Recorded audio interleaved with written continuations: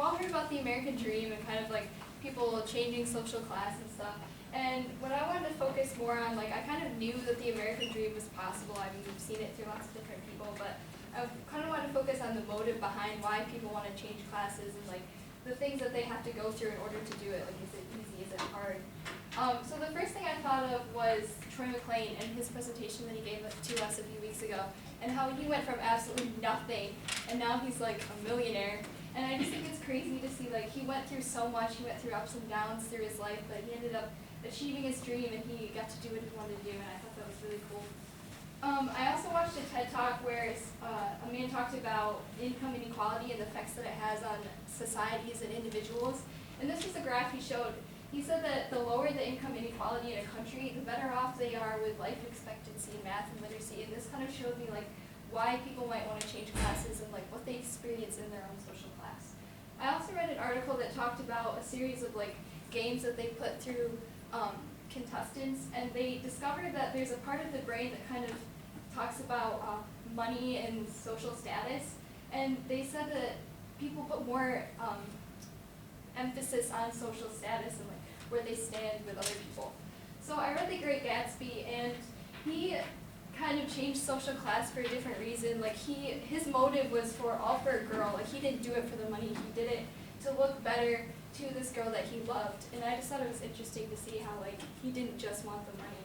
He wanted a girl. And I also read a book called The House of Mirth, and she kind of just wanted the money. It was more about like what she wanted in her life, and she wanted it for herself. And it was interesting to see like what she had to go through. Like she went through so much. Like she gained money, and then she'd lose money, and then she gained money, and it was just crazy to see like what she had to do to try to change her social class. So something interesting I found about both books was that in the end, both of the main characters failed in what they were trying to do. The Gatsby, he failed at trying to get the girl, he never got her. And in The House of Mirth, she ended up having to pay off all these debts, and so she failed too, like she didn't get to change her social class. I kind of wanted to like I said, I wanted to focus on like the motives and the journey. And so The Great Gatsby focused more on like the motive, like Gatsby wanted the girl and it was all about Daisy. And then The House of Mirth focused more on like what she had to go through. The whole book was just ups and downs and crazy twists and turns. I kind of disagreed with one of the authors. The author of The House of Mirth seemed to think that no matter where you start, you'll always end up in the same spot. Like, she never changed social class, and I think that if she would have kept going and kept trying, she would have eventually gotten there, if she just didn't try as hard as I think she could have.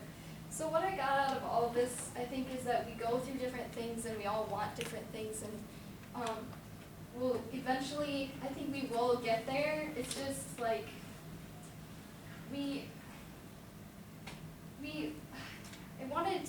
I guess I kind of thought that we all go through the same thing, and like to get to the American dream, we have to do the same thing, and we have to want the same things, but I guess I realized that that's not true at all.